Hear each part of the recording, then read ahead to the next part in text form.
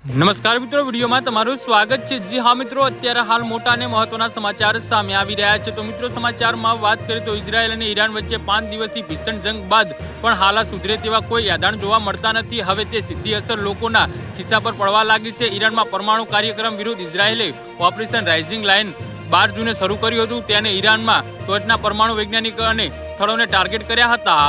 જી હા મિત્રો, અત્યારે હાલ મોટા સમાચાર સામે આવી રહ્યા છે। જો યુદ્ધ લાંબુ ખીંચાય તો ભારત પર મોટી અસર જોવા મળી શકે છે। ભારત દુનિયાના ગણતરીના એવા દેશોમાંથી એક છે જેને ઇઝરાયલ અને ઈરાન બંને સાથે સારા સંબંધ છે। ભારતના ઈરાનમાં ક્રૂડ ઓઇલનો મોટો ગ્રાહક દેશ છે। ઈરાન ભારતને ક્રૂડ ઓઇલ પર સારી એવી છૂટ આપે છે અને આવામાં ક્રૂડ ઓઇલના ઉત્પાદન ઘટાડવા પર અને પેટ્રોલ ડીઝલના ભાવ વધી શકે છે।